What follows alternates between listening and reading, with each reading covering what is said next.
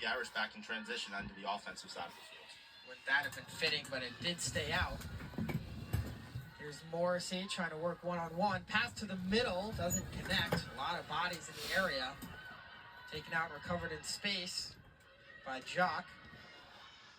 Murphy. Over by Wren. Down low, it's Fran Fieri. Ladies and gentlemen, welcome to our Notre Dame Fighting Irish versus Clemson Tigers women's college lacrosse game. And we're live in South Bend, Indiana. And we have the Sports Complex Center here. So the team we're rooting for our tonight's game is Notre Dame Fighting Irish. A shot scores! And we have broke the tie. And a goal! We have just taken back in the lead by 1 point. The Irish won the game when they're playing this kind of zone defense just because she has that capability to generate the offense. I know of women's and men's. I'm sorry, I know of women's and men's lacrosse. That is the only case right there. But I think our tournament may be sometime in, I would say, probably in May. It might last until June or maybe May or maybe April. I don't know. Absolutely, the fifth-year player in Kristen Shanahan. I don't know. So much confidence. And Coach Halfpenny has talked about all year how she stepped into all these different roles for the Irish. As Ava Kristanek missed the first few games for the team due to injury. She saw some time in the draw circle, and now working mainly out of the attack. We have lots of fans from. Well, actually, we do have fans from Clemson University and here at the University of Notre Dame. Senior attack, but really a draw specialist, number 21. And let's look at our records. Our record's pretty good. 2-1. Clemson got 3-0 right now. The Irish have this third quarter lead. Because if we win this game, and weave around, and then guess what else? Then. But here's the thing, if we win this game, and then Clemson Tigers is going to have a tie record with us.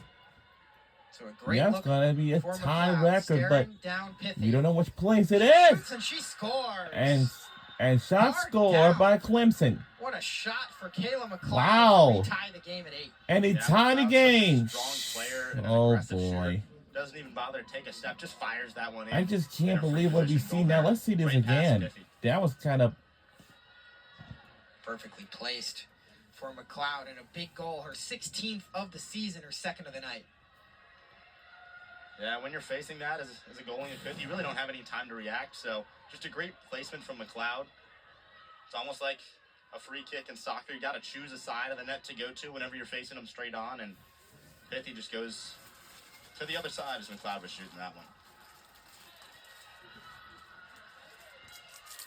First goal of the quarter for Clemson. Notre Dame had the first 3. Notre Dame now out shooting the Tigers 22-16. But one of the big differences in this game, Tigers now 4 of 5 on free position shots. Notre Dame just 1 of 4. And it's another draw control. Kristinek takes that one herself as her excellent work continues. I think she's excited to be back after missing almost 2 years, Jack. I absolutely think she does, Charlie, and especially in a game like this against one of the best teams in the country, to come in and have the game she's had right off the bat has got to be really fulfilling for somebody who's battled injury. Again, she was, as we mentioned in the opening part of our show tonight, she was truly day-to-day coming in. Coach Halfpenny, when we talked to her on Thursday, was non-committal about her status, but Ava Kristinek has been a godsend almost for the Irish in the draw control circle, out-dueling one of the best in the country. Jock centers and Rassa scores. And we have regained the lead and scores. And we have regained the lead once again. 10th shot of the half. The quarter and the half from Notre Dame. They've been super aggressive on offense so far. And when you need that offense, you got to go to Rassa. She's somebody who's just so talented. She has that capability. She's shown it in the past 2 games. And another multi-goal performance. Her 3rd hat trick in a row. Why not give it to the hot hand? And the number 2 recruit in the class of 24. Number 2.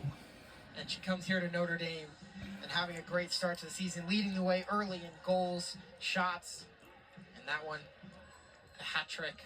So you mentioned her 3rd of the year. That's goal number 13 for her. And you know, she comes from an athletic family. Father Todd was an All-American lacrosse player here back in his day, so basically a no-brainer for her, especially knowing she would be able to step into an opportunity right away for this Notre Dame team that graduated 17.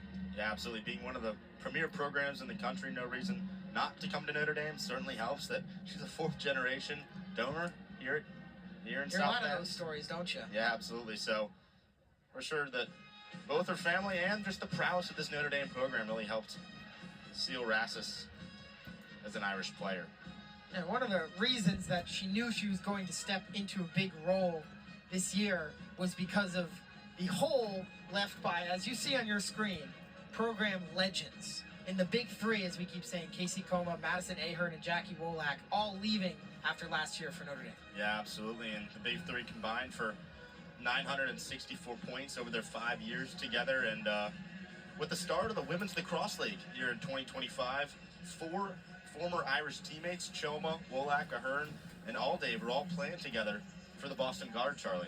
Yeah, you got to look at them as, again, you mentioned the Women's Lacrosse League, brand new, and made Coach Halfpenny very happy. She was able to say to recruits, like, look what you can be once you finish here. We can develop you here at Notre Dame, and you can go be like these 4 who won a championship in the first ever Women's Lacrosse League season. Yeah, Coach Halfpenny's talked about the upward trajectory of the Notre Dame program in the pros, encouraging for current players to see that there will be these opportunities to continue their lacrosse careers after graduation between USA Lacrosse and the pros. And really, Charlie, you can come to Notre Dame and you can do it all. You can be put in the best network in the world and still play lacrosse, do what you want, get an amazing education.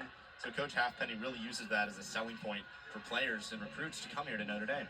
Yeah, you can do it all except wear shorts in the middle of February, which you cannot do here, and one of the reasons why Clemson has a different recruiting pitch under Coach Addison Kolek. It's more about the facilities and the weather there, and I have to say, sometimes I'm a little jealous of those Southern ACC and SEC schools, as it's freezing cold here in South Bend. I've been wearing my warm winter coat for basically 2 weeks straight, and that's not going to stop anytime soon. But, you know, people come here to this university despite that. It just shows. You mentioned Rassus, 4th-generation domer. Just, you know, this place attracts, this place keeps. And right now, it's a great place for lacrosse. Coach Halfpenny called it a lax school. And when you look at the men's team success and the women's team success as well, despite not winning any championships, they've certainly been a great program, and looking to build upon that despite losing so many key talents from last season.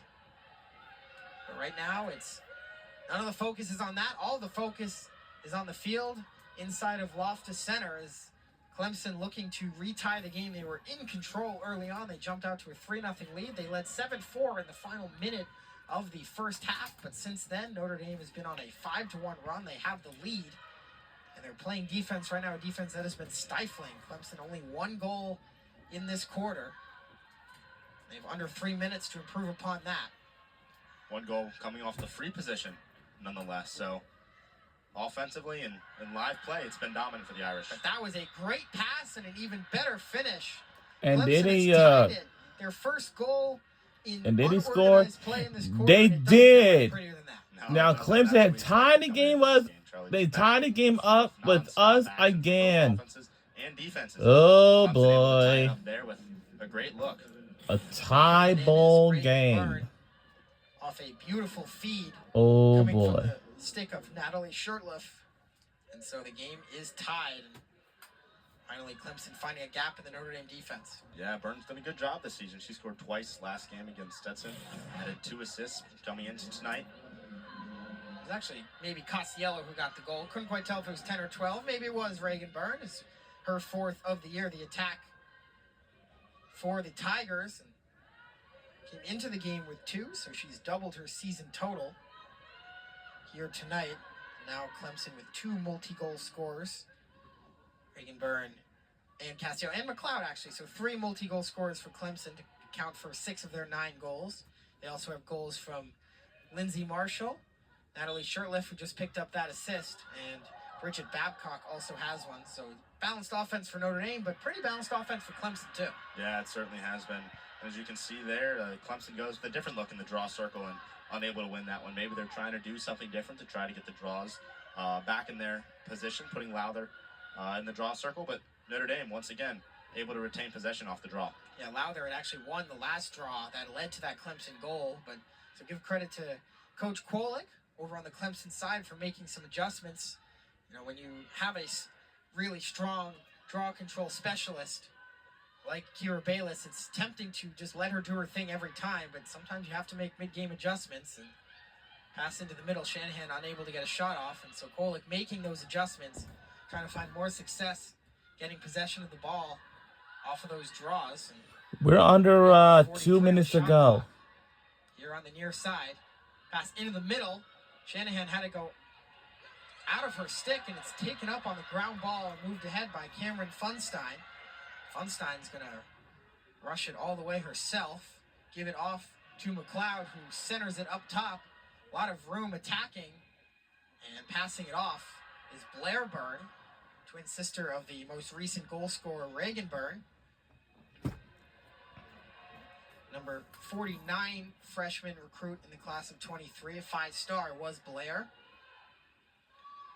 Both them in their sophomore years here with the program, in a free position coming up for the 5'7" sophomore. She's going to pass it off, and McLeod is going to slow it down.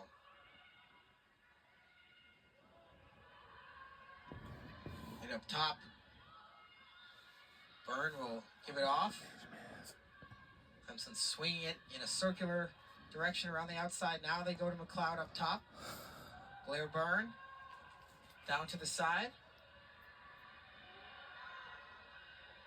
From X, it's played up top. Now Costiello with it will go to the middle.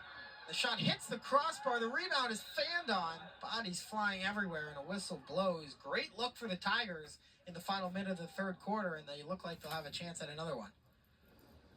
So we get a look at the goaltender for Notre Dame. For all the talk we've had about Emily Lamparter across the way, Isabel Pithy has not had a bad game herself. The save percentage isn't there, but the quality of saves has been, I think. Yeah, quality and quantity, Charlie.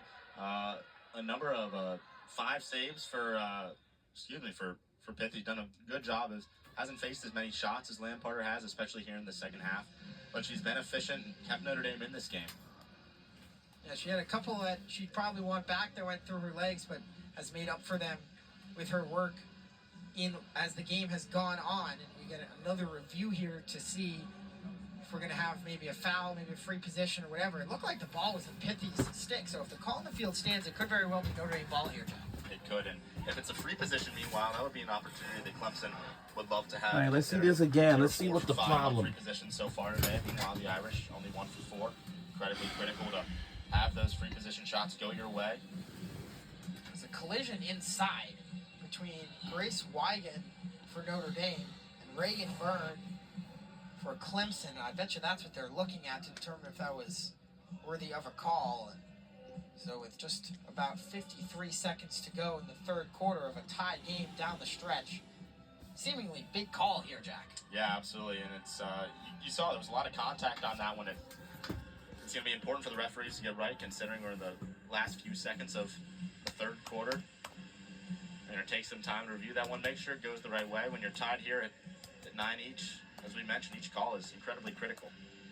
Yeah, and this gives us a chance to talk about our conversation with Coach Allison Kwolek for Clemson, who we thank for taking the time to speak to us. And one thing she emphasized on that call was the ball movement aspect of her team's game, and we got to look at it there. A very patient offensive possession for the Tigers, and they finally get a look to the inside. But you know, Clemson knew early this season their schedule had a lot of zone defense opponents, including this Notre Dame team, and so they were coached by Kwolek to kind of attack this zone defense. Yeah, absolutely. Positionally, as you mentioned, they've been working on how they need to attack into the zone. They've been much better moving the ball at this point than last year, as Coach Kwolek talked about. Sometimes they've struggled a bit to find that kind of chemistry on the offensive end with some turnovers, but so far been finding lots of cutters off the ball well, and you've seen that today in being able to get those goals here against the Irish. Yeah, the chemistry aspect, really an important one. Is it's with all the success Clemson has had in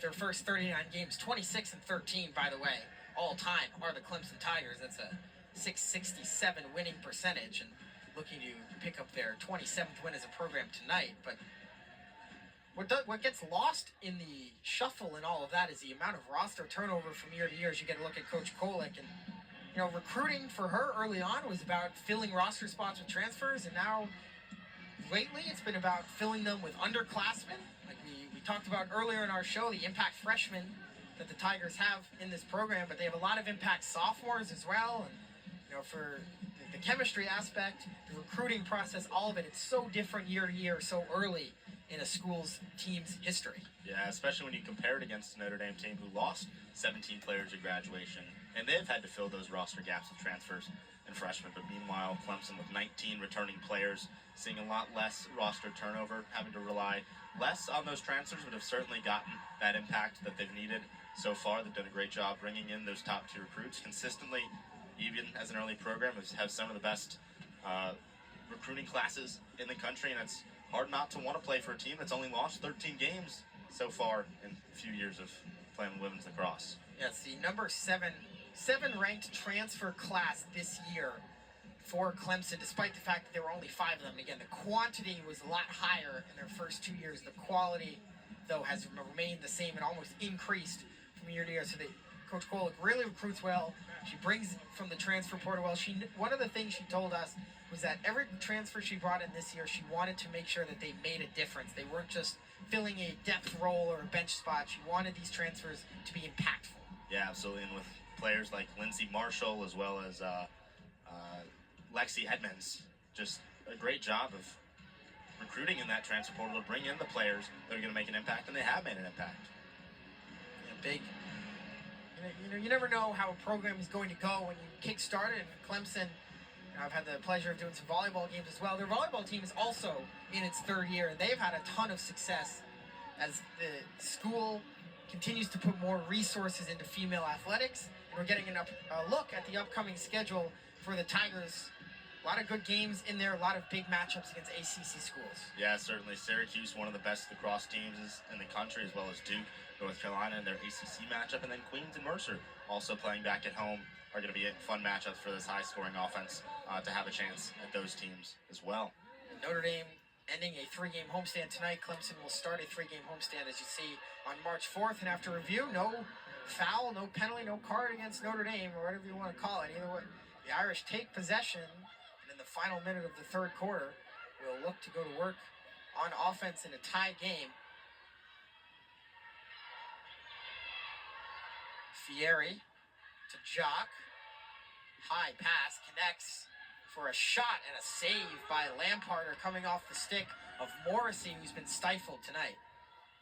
Yeah, another great job by Lamparter with the save there. She's had a lot of those save opportunities here in the second half as Notre Dame's really up to the ante on the shots on goal and shots overall. So she stepped up to fill that role, and despite Notre Dame's success so far on offense, it's been Lamparter who's been able to keep it close with her saves. Yeah, Clemson really controlled this game early on, that 3-0 lead in the first quarter, and since then, Notre Dame really starting to turn it on, and they've gotten it to a tie game with just 15 minutes to play. You're going to want to see the end of this one. What are we doing today, Coach?